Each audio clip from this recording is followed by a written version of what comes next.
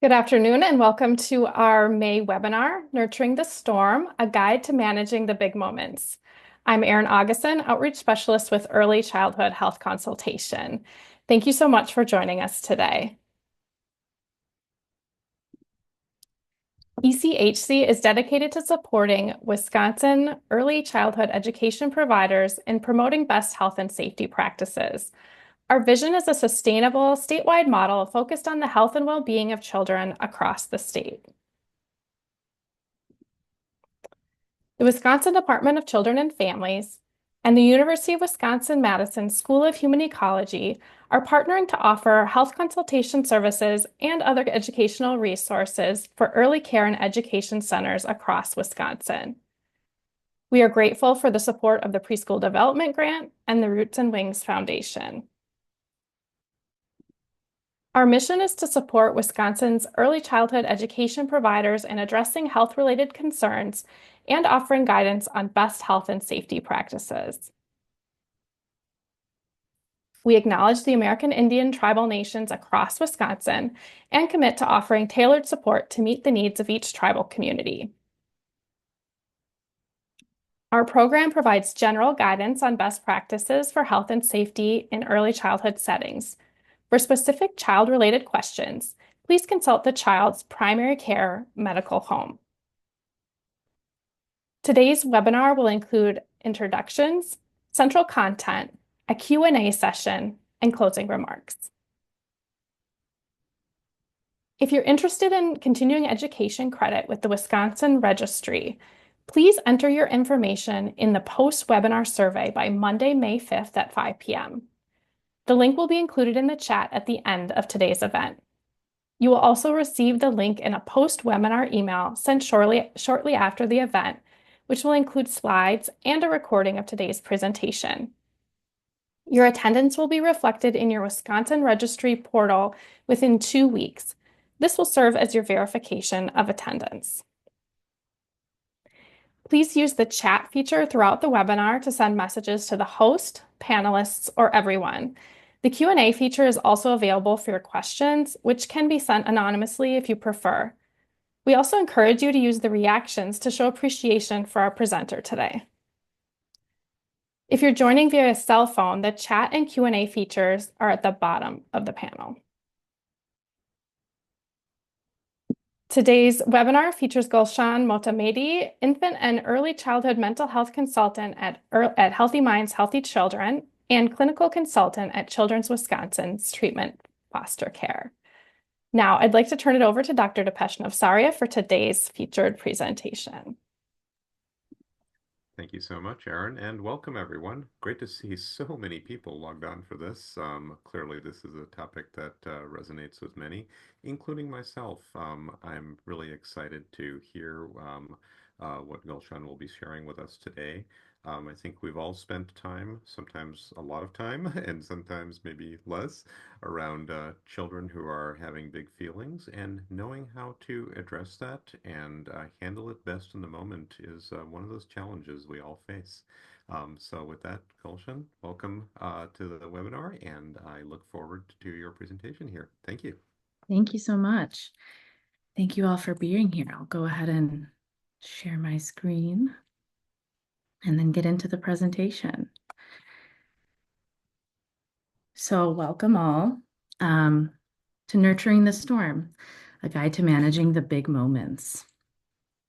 And there's a fun little graphic there too. Okay, so just as a quick introduction, again, my name is Gulshan Motamedi. I am a licensed marriage and family therapist. In my clinical work, I typically specialize in working with young children and families impacted by trauma. I do typically focus on play-based practices, bibliotherapy, which includes books and media, as well as working with dyadic systems. Dyadic systems work, essentially meaning I don't work with kids in isolation. And about 2 years ago, I made a switch from primarily clinical work to infant and early childhood mental health consultation.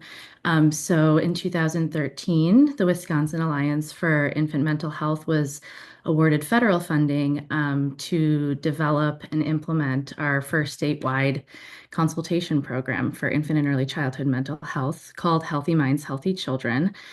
And that's where a lot of my work happens now. And in that role, I provide consultative support for caregivers in the early care settings, focused on the emotional well-being of children, young children and infants ages 0 to 5, specifically in the context of their relationships. And then, as it was noted, I also do some clinical consultation with Children's Wisconsin Treatment Foster Care Program.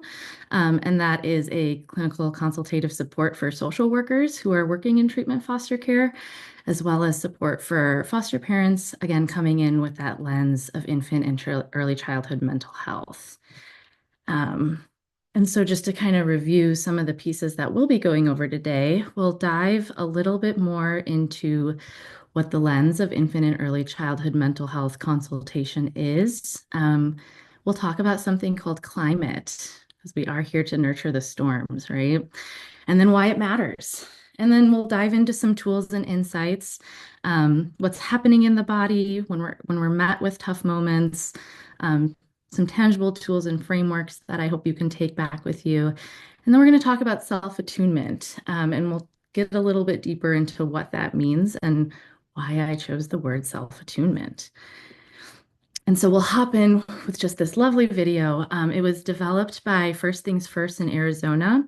And because of that, the end of the video talks a little bit more of specifics that are more relevant to those who live in Arizona. So I'll cut it short. But as we're listening along, just kind of thinking about the lens in which we're showing up within infant and early childhood mental health.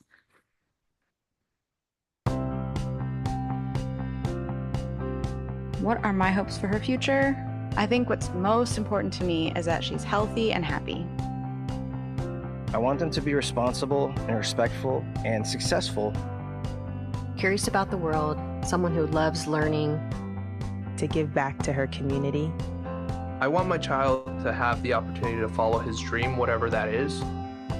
I am really very open about what they want to be in the future. I want them to be whatever they want to be. Every child deserves the chance to reach their full potential. And as science continues to advance our understanding of child development and of the human brain, we know that the seeds of a healthy, successful life are planted in the early years. From day one, babies are born learning. Their brains are growing and developing at an amazing rate. In the first 5 years, faster than any other time in life. And how a child's brain develops in these early years will have a huge and lasting impact on their future. At birth, a baby brain is only a quarter of the size of an adult brain, but will double in size during the first year. By age 3, it will grow to almost 80% of adult size, and 90% by the time a child starts kindergarten. And while the brain is growing in size, it's also forming billions of connections. These connections between brain cells are what really make the brain work. And as the child grows and develops, the brain cells connect with each other in more complex ways. Different areas are responsible for different abilities, but they're all interconnected. They all contribute to the child's overall health and well-being. These early brain connections set the stage for higher-level skills to develop later on, like motivation, focus, problem solving, and getting along with others. Things that really make a difference in a person's ability to learn and do well in school and in life. The first few years of life are the best opportunity to develop this network of brain connections. It's much harder later on. Connections that are used more often become stronger, while those that are not used are eventually eliminated, making the brain more efficient. Building brain connections is like building muscles. Use it or lose it. But these vital connections are not made automatically. They don't just happen. So how does healthy brain development happen? Through positive, stable, nurturing relationships with parents and caring adults. Study after study shows that caring interaction, stimulation, and love during their first few days, weeks, months, and years help a child feel safe and secure. and help their brain develop a strong, healthy network of connections. Unfortunately, the opposite is also true. Neuroscience shows the dramatic impact of persistent negative experiences and toxic stress. Fewer brain connections develop, and at a slower rate. They also reinforce negative brain connections. Too many of Arizona's youngest kids face the kind of challenges that make it difficult for healthy brain development, like hunger and neglect. The evidence is clear. Positive, nurturing experiences in their early years help children feel safe and secure and go on to be healthier and more successful in school and in life. They tend to have better language, math, and social skills. They're more likely to graduate. They're more prepared for college and career, and to be contributing members of their communities. So I'll pause right there because it goes, as I mentioned, a little bit more into state demographics that I don't believe the majority of us are in right now. But to kind of identify the foundation in which we work on, these are some of the main points pulled from some of the information that was put together in such a lovely way. We come in and we know that, 90% of brain development happens by the age of 5. And with that, the brain is the only organ not fully developed at birth. And although I know that, right, it still ceases to amaze me, right? That fact that the brain is the only organ not fully developed at birth. And in that, we know that there are at least 1 million neural connections happening each second, made each second. And it shows us that that's a lot of opportunity for learning and making connections. We also know that children depend on adults for survival. And not only that, to learn about the world around them.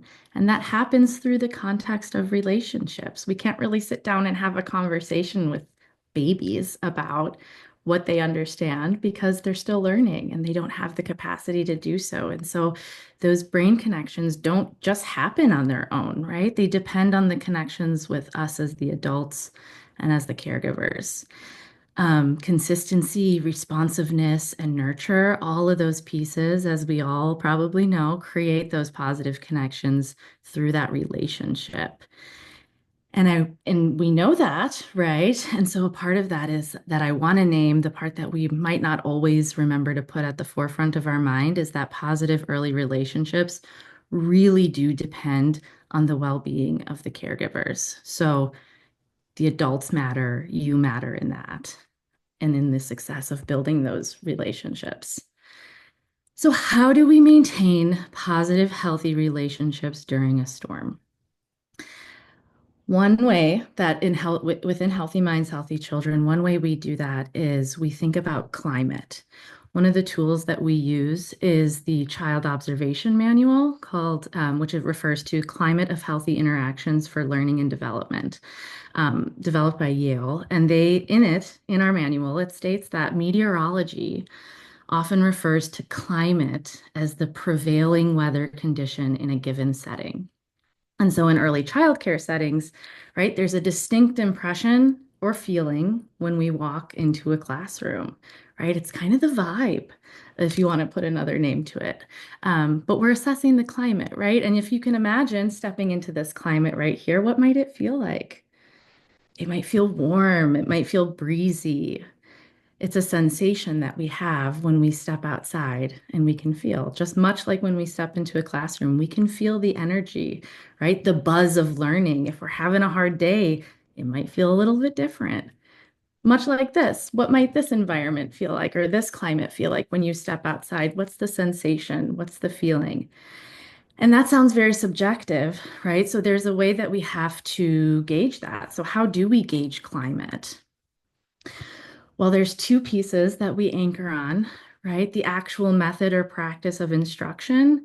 And then we also anchor in any observable expression of emotion. So our pedagogy and our affect, meaning that climate, when we're considering climate, we're considering how the adults teach and how the emotions being expressed are felt in the classroom, either consciously or unconsciously. And to be able to assess that in what we're anchoring, we know that both the method of practice as well as expressions of emotion, they all show up in the interactions that are happening in the classroom. And I'll break this down in a more visually pleasing way and in my next slide, but just to kind of talk through it, we know that interactions are happening not just between adults and children, but all of the interactions in the room, right? Adults with each other, right? Teacher and a co-teacher, a teacher and a parent, teacher and admin, right? All of those things are happening within this climate as well. And then also the interactions between the kids. We see how our climate shows up and how our kids are interacting with each other.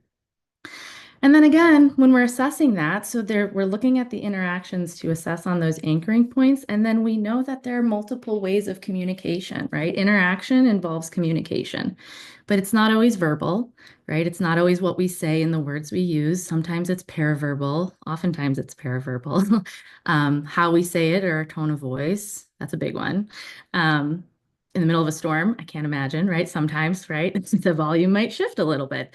And then our nonverbals, how we act, our facial expressions, our body language. And so again, just to kind of break it down in a more visually pleasing way, right? We're looking at what we bring and how we show up.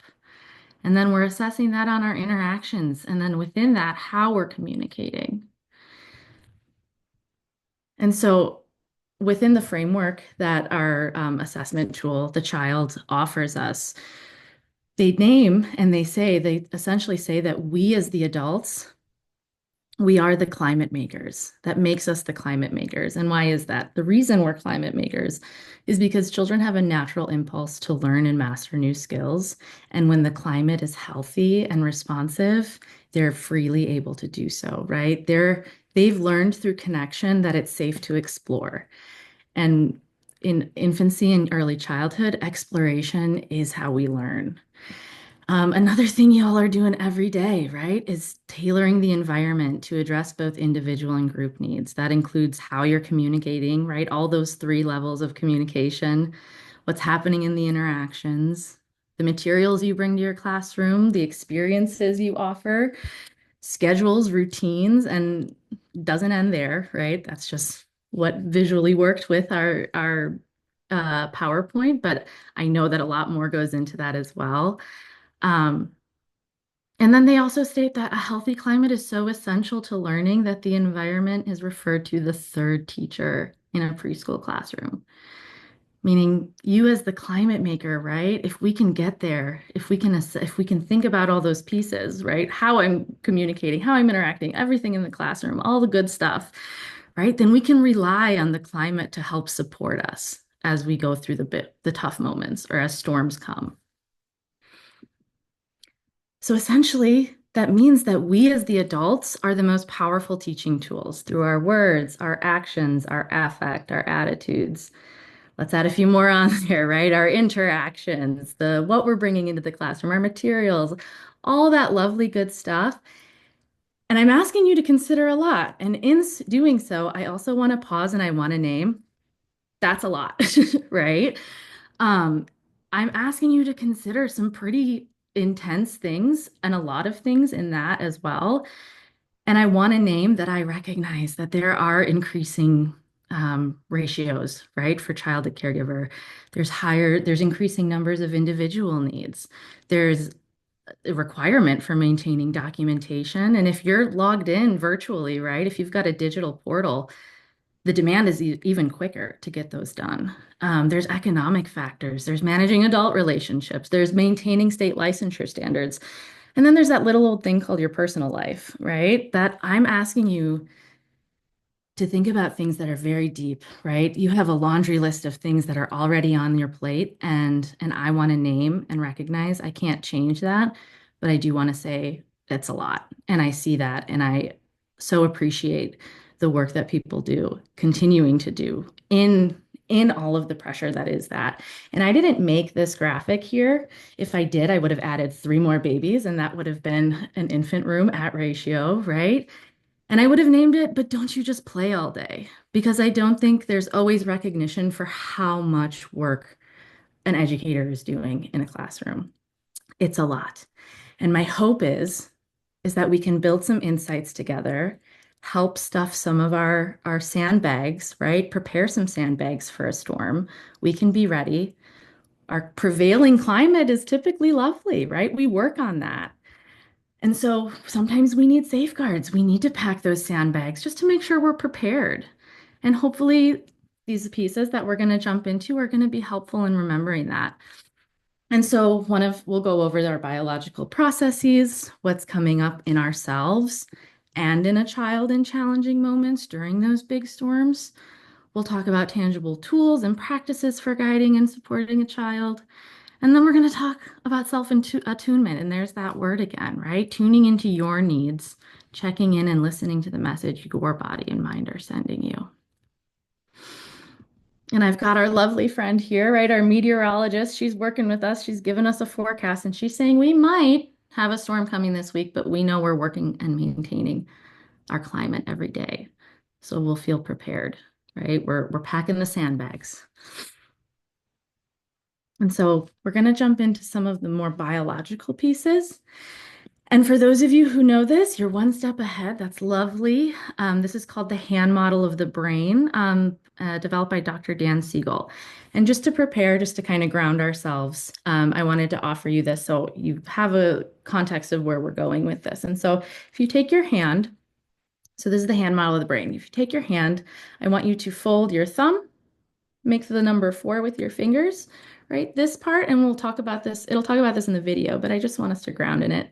This is our amygdala, right? It's our main emotion center in our brain. And then if we take our 4 fingers and we curl our fingers over that thumb, this part right here, that's our prefrontal cortex or our lovely thinking brain.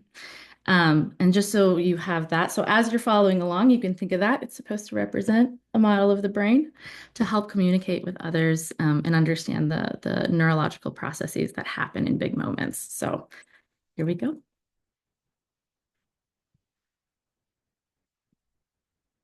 Ever felt a big reaction to something and not known why? Here's a way to help you understand your brain and manage your behaviour. The hand model of the brain. The bottom of your hand represents the brainstem and is involved with the automatic physical processes that keep us alive, like breathing and our heart rate.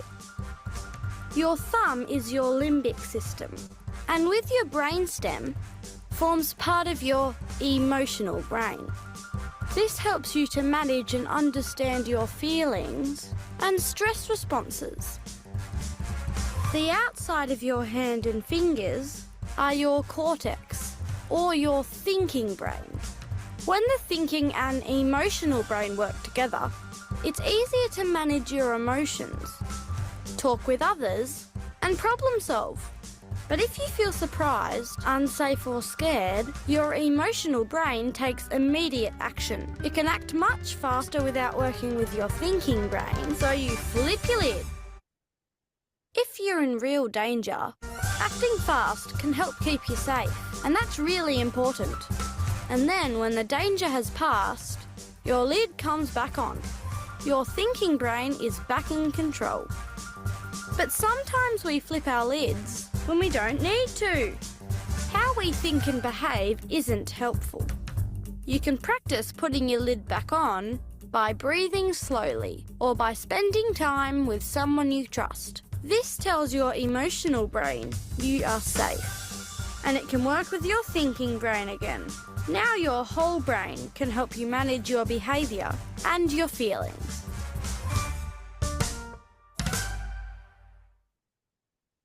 I love that video, by the way. And so just to break it down a little bit more, right? This is my brain. My fingers are my prefrontal cortex. I like going like this to kind of remember that, right? This is the front part. And my thumb is my amygdala. And when I feel a big emotion, right, I flip my lid and my amygdala is in charge. We are entirely offline, right? That lovely logical thinking, that rational brain, it's turned off. And we'll talk about why and how that happens. But in this stage, right, our big emotions take over. Sadness, fear, anger, and it's hard to make a helpful decision. But if I take deep breaths, my amygdala calms down and my prefrontal cortex is in charge again. And in this state, I'm calm, I'm rational, I have mental flexibility, and I'm able to be reflective and make helpful decisions. And this is an intricate concept, right? I want to name for young children.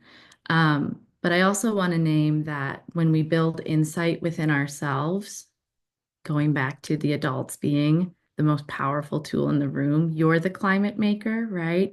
If we can understand what's internally happening for us, we can build that into the skills that we're teaching our kids, right? And I have so much confidence that the group here today probably has some creative ways of communicating or talking about what's happening in our brain.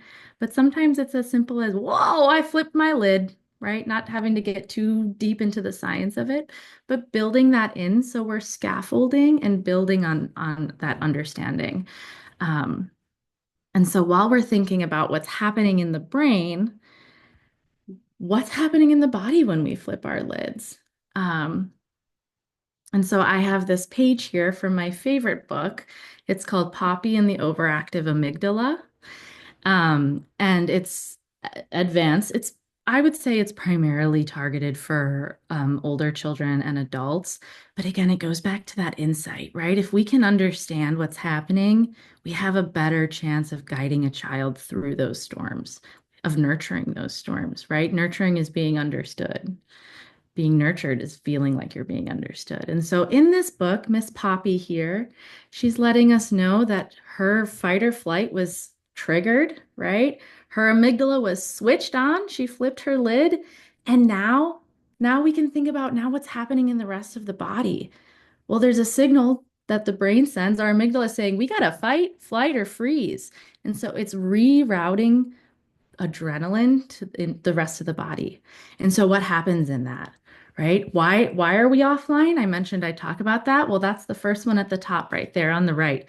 A decrease of blood flow to the prefrontal cortex. So if we're having a tough moment, right, there's been moments where I've said, right now, I don't think that kiddo, I don't think they can do that right now. And I've had providers, I've had educators say, well, they know the rules. They know the rules. They're capable of this. Not right now, they don't, right? There's less blood flow to that portion of the brain where they hold all that lovely information.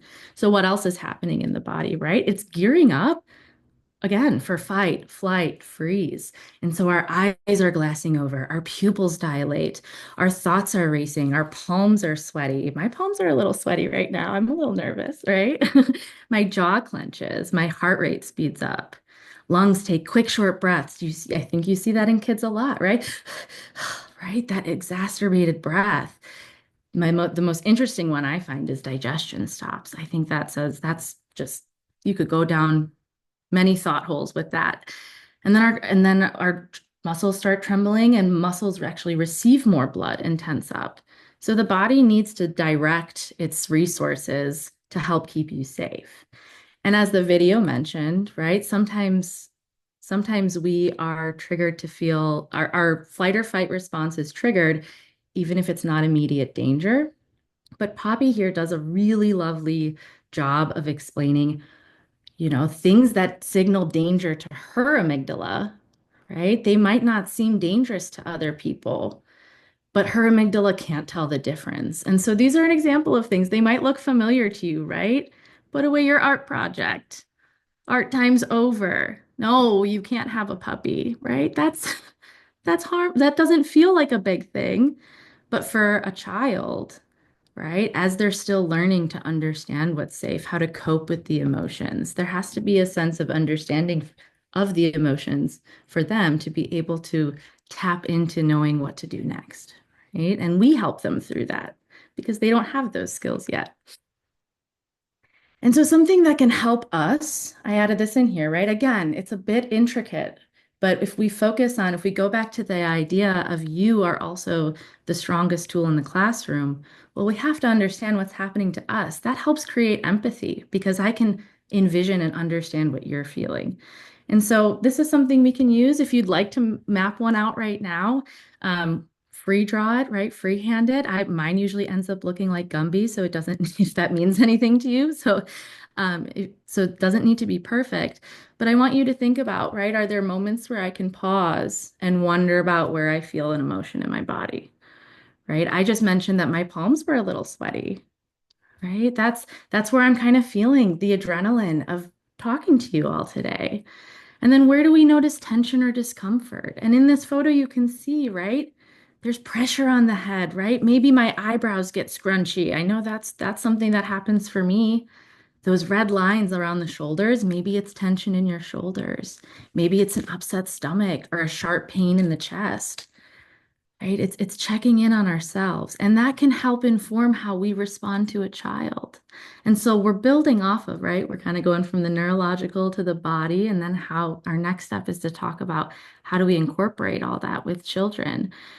But I want to keep coming back to you are such an important part of that as the adult that it matters how you're feeling too. And this can help build insight. I remember the first time I did this activity, and from there on out, I knew exactly if my stomach was hurting, I should check in. Like I don't know that I'm not feeling great, but my body is sending me a signal that's coming from my brain. And so we have to kind of understand what's happening in our bodies so that we can put words to it, right? If you ever ask a child, what are you feeling? Emotional language is a really important part of that. But I find that building in sensory understanding or sensation understanding, understanding the signals that you're getting from all that adrenaline that's being poured down, that can really help get us there too. It adds another layer of understanding. Um, and so how do we incorporate this into talking with children, right? It's not going to be possible, right, to sit down with a 3-year-old and ask them to do this part. It could be, and again, I know you all are very creative, so I would love to hear if anyone comes up with some ideas. But I typically do it through conversation, right? I do it through reflection. And now I'm going to jump into some of the strategies that we can use. But on the other hand, right, on the left-hand side, I have our strategy, and on the right-hand side, I have some scripts of how I might incorporate it into some of the information that we were just listening to, how I might incorporate that into talking with a younger child, or even reflecting with an infant, right? And so the 3 R's, reaching the learning brain, was developed by Bruce Perry, who's a neuroscientist in the field of trauma. And in this, it is stated that heading straight for the reasoning part of the brain with the expectation of learning, right, will not work if the child is dysregulated or disconnected from others. So, meaning if a lid is open, if a lid is flipped, and now we know why, right? Because there's no blood flow going to that reasoning part, that logical part of the brain. We can't get there. It's just, it'll be a missed opportunity. And so what we want to start with is regulating, right? It's sitting with them. And what that might sound like, right? Your body is showing me, oh my goodness, your body is showing me you're so angry. Let's just take some deep breaths together until we're calm. I can see it's making you feel sad, right? So I'm incorporating this I'm noticing your body, right? I'm noticing your body. I'm adding that language in there, and then I'm connecting it with a feeling. And then I'm saying, let's just breathe. We're just going to sit together and try to look for those nonverbal cues. Reflect back. Oh, your muscles are so tight. I can see that you're making fists. Oh, you must be so angry. Let's just sit together. And I also want to name, right, going back to not every storm is going to be something that you're prepared to like, right? It's hard. This step takes the longest. It does. And so I want to offer the opportunity for you guys to give yourself permission to take a pause, right? It doesn't have to be verbal. Maybe the form of communication you're using in that to co-regulate is just sitting together and breathing and watching for those cues, watching for that calm down. And then you'll start to see the, right? That turns into more of the, right? You start to see that breath. But we don't want to move too quickly because we could very easily trigger ourselves or the child back to that first step. It's easy to do that. So we want to refrain from jumping into teaching in that moment. We want to empathize. We want to relate. I can see that your body is a little more calm. I wonder how that feels, right? Does it feel more calm? I'm so sorry you're feeling this way. I bet it doesn't feel good. Like, would you like a hug? Can we find your favorite stuffy? But again, it's just that moment to say, I see you and I hear you. And then when we finally get that, that I always notice, and it's not for every kid, but right, there's always kind of this theme of the we finally get to that moment. And that's where we can say, gosh, it is okay to be angry, but we can't hurt our friends. It's not kind, but what else can we do to help us feel better and help them brainstorm strategies in the classroom? Pull in, like you can inquire with them. I wonder if your heart was racing really fast. Did you notice if you were breathing really hard? I noticed that, right? It's having a conversation. We can use the skills that we know for ourselves and we can bring them into this. And I think that creates authenticity in a relationship. And then during the big storms, right, it feels like it doesn't always feel like we have time, right? Right. This kid just hit that kid. This kid's running out the door. It's just me in here with 8 toddlers. I don't have time for this.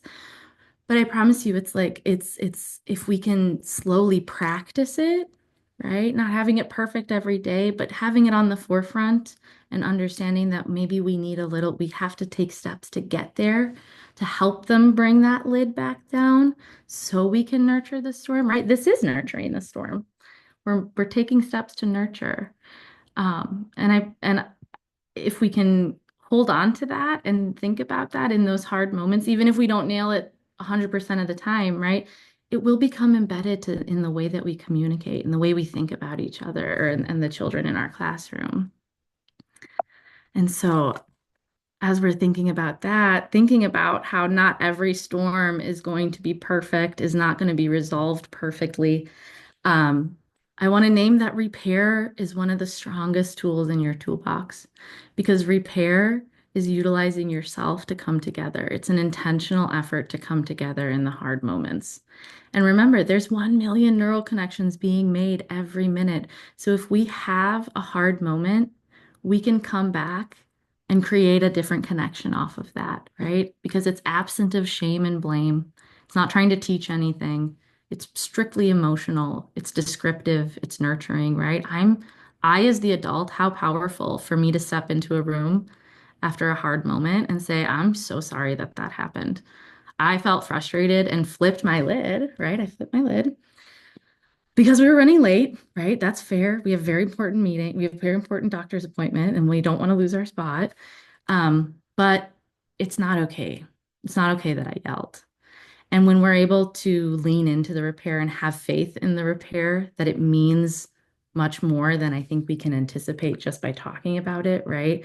It models reflection skills for children and it shows them that we can recover from big moments.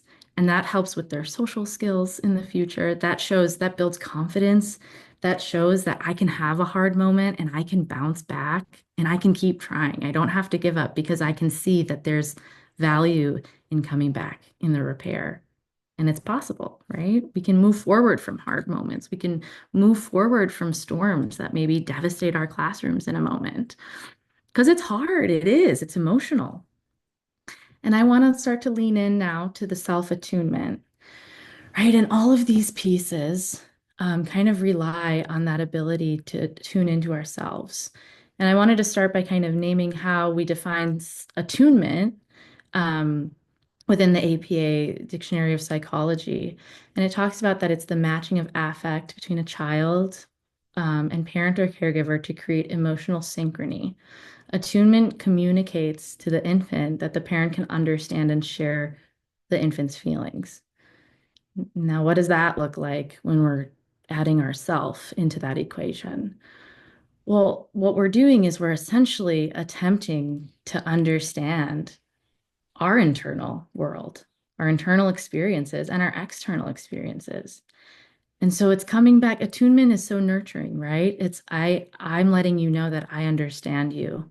And I'm making an effort and to show you that I understand you and your feelings and your inner world. Well, we deserve that as well, right? If we don't slow down to do that, it's hard to know what we need if we can't attune to our internal experiences and what we're making of it, what it means to us. And to provide for others, we have to provide for ourselves. There's probably a lot of, whether it's thinking about oxygen masks that drop in the airplane, if we're thinking about our buckets, empty or full, right? We have to be able to provide for ourselves before, and to do that, we have to understand our own emotions and needs. But how many times has someone come to you and said, "What do you need? You're telling me you're having a hard time, so what do you need?" I don't know what I need. I haven't taken the time to think about that, right?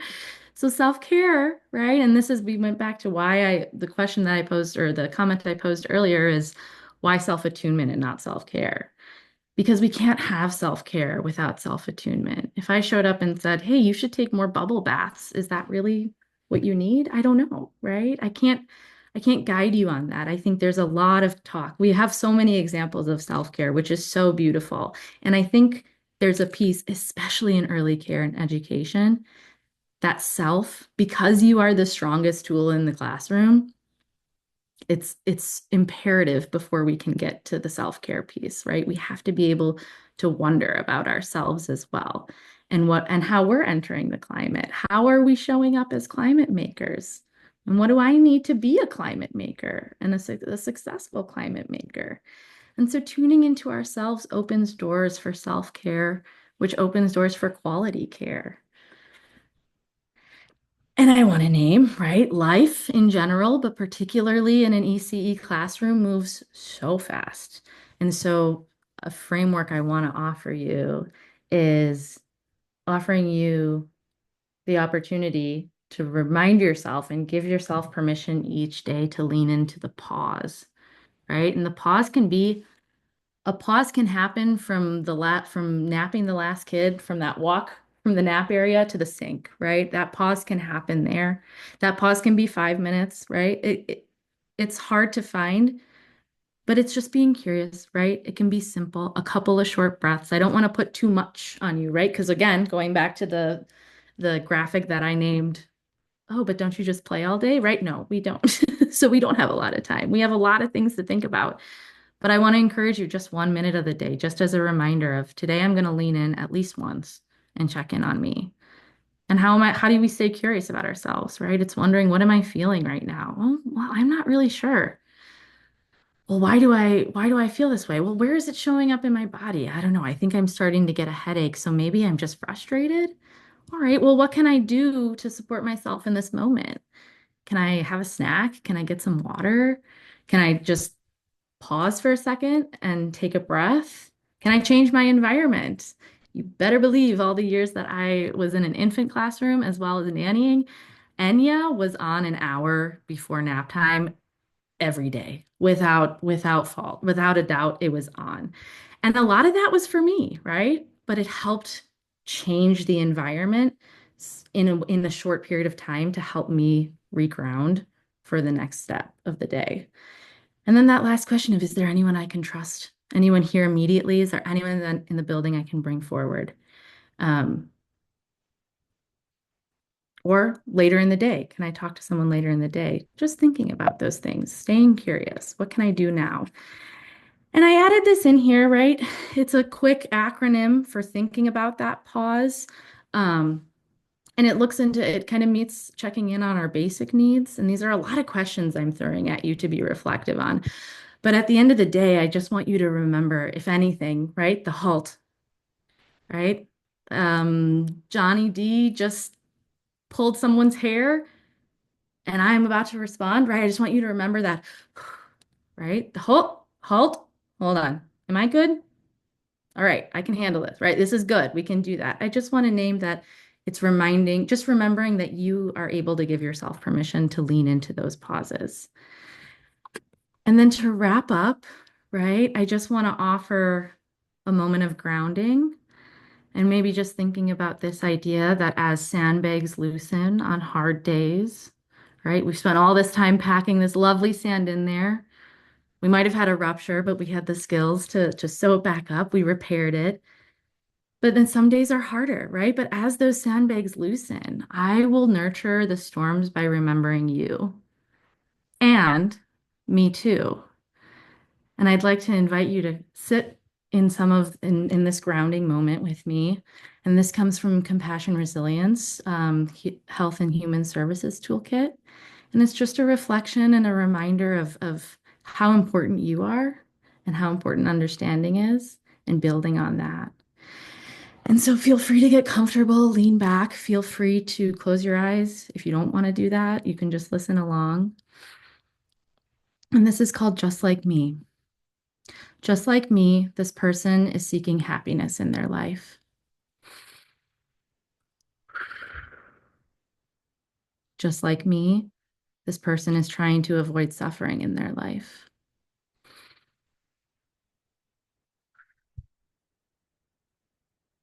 Just like me, this person has known sadness. Just like me, this person is seeking to fill their needs. And just like me, this person is learning about life. Thank you all.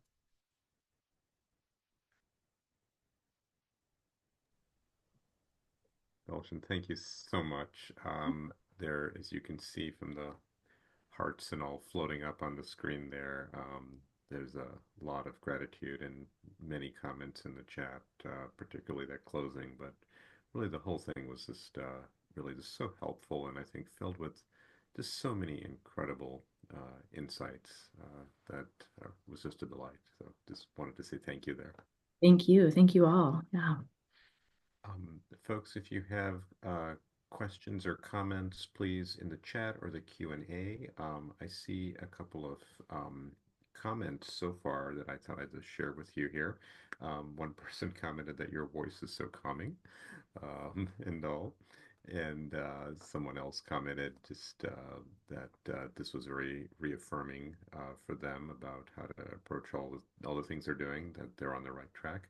And also appreciation of your disco ball planter there in the background. So, yeah. Trader Joe's. There you go. So, well, we're seeing if there's any other questions or other comments coming in.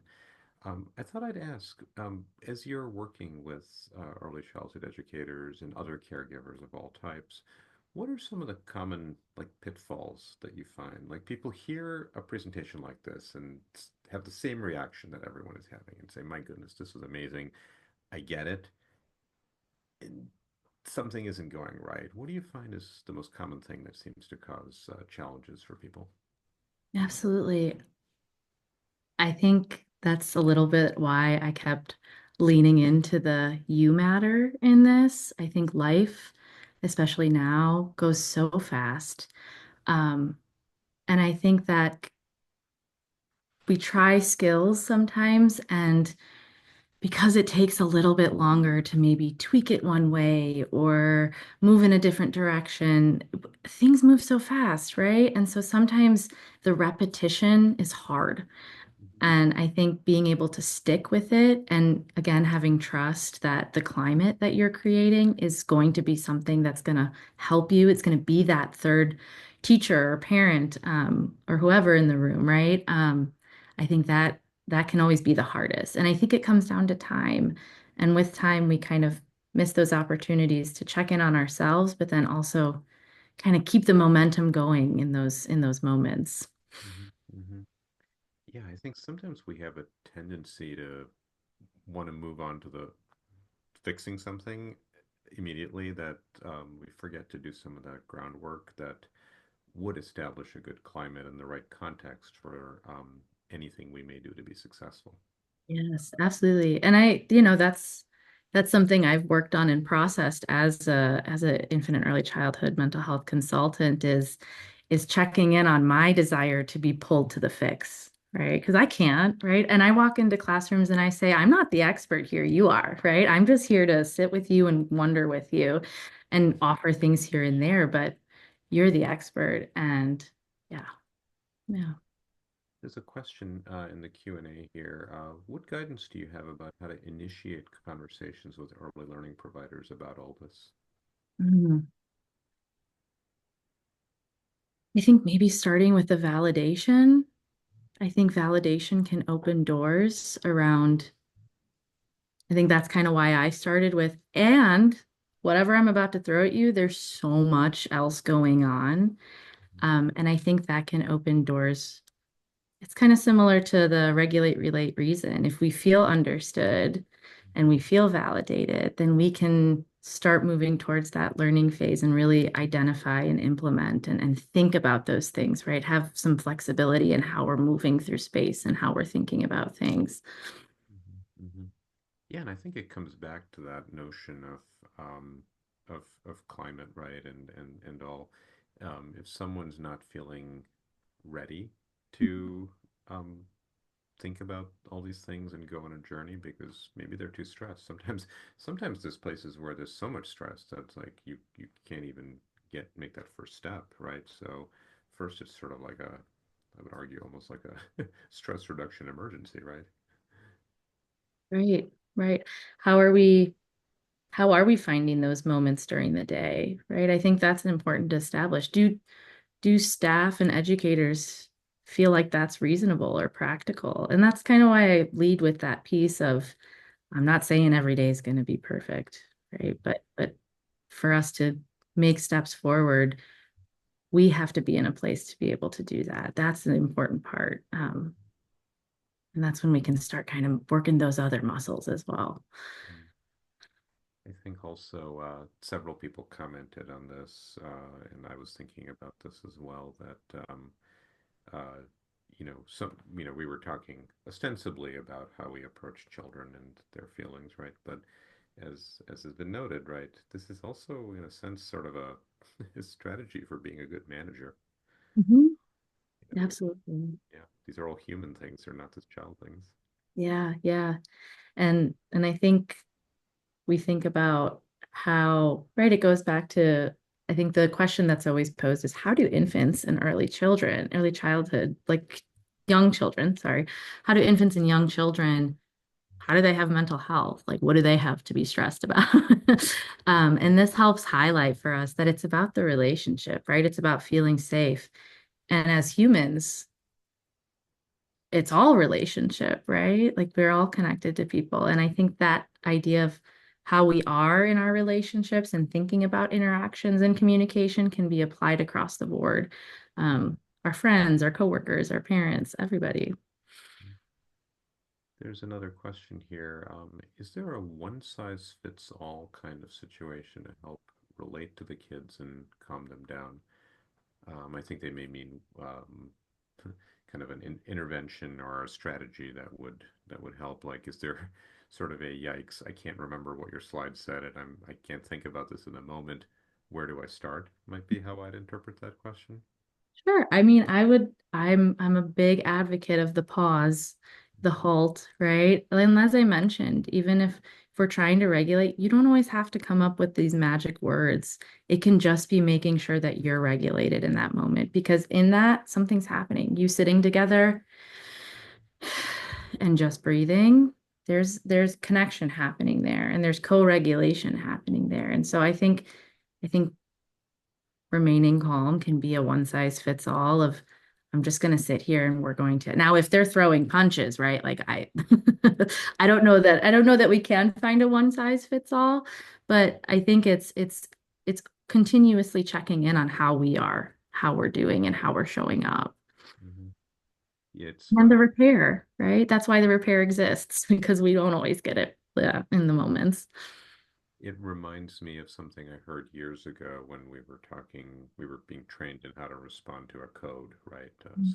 No pulse, not breathing, etc. And the first thing they said to you as the responder was like, okay, first check your own pulse. Uh, if you're wound up and excitable and nervous or scared, right, it makes it harder for you to do the job that you need to in front of you. So first, check your own pulse, then.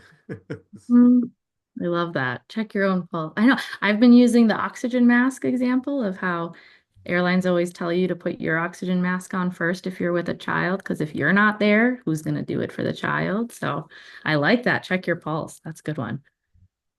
All right, one comment and then one more question before we close. Somebody just says they have a basket full of calm tools that they can grab and not have to think about it too much, fidgets, charts, sensory tools, etc. And it kind of takes that having to think in the moment part out for them. Ah. Then someone asks, do you have visual resources that staff can utilize in their space for grounding themselves to be able to regulate with the kiddos? Yeah, there are some lovely, I think if you like they're like the breathing square can be a nice one, right? It's this visual of, 4 seconds I'm gonna hold my breath, 4 seconds I'll let out, 4 seconds. And I think any visual that you put up, or right, maybe you put up a picture of a beautiful sunny landscape, right? Maybe that's your cue. It can be tailored to you or your classroom. Maybe you guys can Mhm. combine thoughts and ideas and collaborate on what do we want to put up to anchor ourselves in a big storm. Yeah, That might be something. yeah. Give them agency and it might actually help. Yeah, yeah, absolutely. Wonderful. Well, thank you again so much. Again, the gratitude and all in the chat and the reactions, I hope is evident. People really did love this. Thank you all for being here and thank you for the opportunity. Erin, I'll turn it back over to you.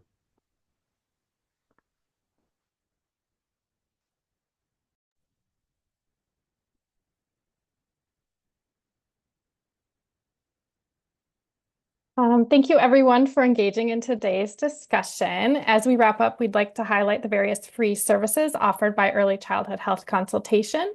In addition to webinars like this one, we have a podcast titled Teachers, Toddlers, and Tissues. We have an online resource library, and we offer one-on-one health consultation services. Our podcast collection now has 26 episodes available on your favorite platforms or on our website. Our newest episode is Vitamins and Supplements, Facts and Fictions. You can get in touch with us in multiple ways: phone, text, email, or on our website or social media. A few logistical reminders. In a moment, we'll include a survey link in the Zoom chat for those interested in registry credit. Click the link and enter your information. Following the event, you'll receive an email with the recording and survey link. If you attended the live session and completed the survey, your attendance will be recorded in your online account within 2 weeks. For those watching the recording, check out the DCF Continuing Education log for credit information.